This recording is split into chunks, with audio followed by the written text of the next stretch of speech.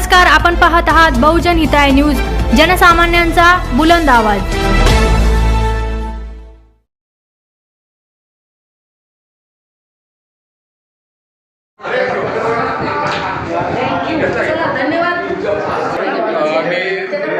Advocate D V Khilare high court Chhatrapati Sambhajinagar या निमित्ताने विद्रोही साहित्य संमेलनाच्या निमित्ताने आपल्याला सर्वांनी जी मेहनत घेतली, सर्वांनी हा उपक्रम साहित्य संमेलनाचा विशेषतः जो संपूर्णपणे अत्यंत चांगल्या प्रकारे यशस्वी केला आणि जिद्द ही होती की हे साहित्य संमेलन, विद्रोही साहित्य संमेलन हे फार चांगल्या प्रकारे यशस्वी, त्याच्यामध्ये अनेक प्रकारच्या गोष्टी, अनेक प्रकारच्या सूचना, अनेक प्रकारचे जे काही बाबी समोर आहेत त्या फार महत्त्वपूर्ण होत्या। विशेषतः शासनाला ज्या काही गोष्टी शासनाने केल्या आणि करत आहेत त्या चुकीच्या आहेत आणि त्या लोककल्याणकारी नाही आहेत आणि आपण काय केलं पाहिजे, आपण कसा आवाज उठवला पाहिजे आणि आपलं जे काही सामर्थ्य आहे, वैचारिक सामर्थ्य, ते तसंच जनतेसमोर नव्हे तर शासनासमोर आलं पाहिजे आणि लोकांची जास्तीत जास्त कसं कल्याण होईल या दृष्टीनं त्या साहित्य संमेलनाचा अर्थ होता। विशेषतः लोक विद्रोही साहित्य म्हटलं की त्याकडे पाठ वळवतात, परंतु इथे तसं झालेलं नाही। इथे फार प्रचंड असा या ठिकाणी उत्साह आपल्याला दिसून आला।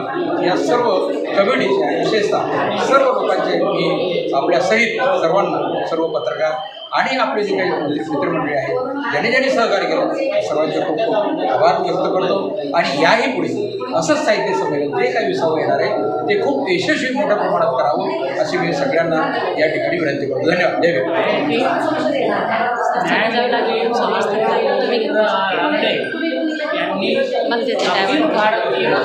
साहित्य संमेलन आयोजित केलं होतं।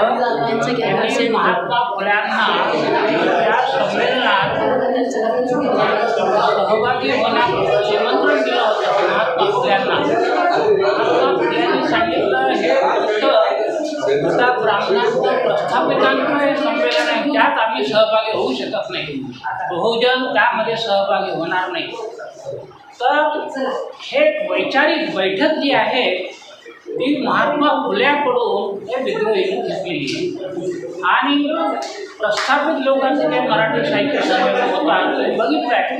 बाबा दिल्लीला झालं, नरेंद्र मोदी उद्घाटक, जगताप शरद पवार आणि सर्व राजकारण्यांचा सुद्धा धिंगाणा व्यासपीठावर, साहित्यिक नाही तर अशी परिस्थिती। तर याला पर्याय किंवा समांतर म्हणून हे विद्रोही साहित्य चळवळ सुरू झालेली आहे।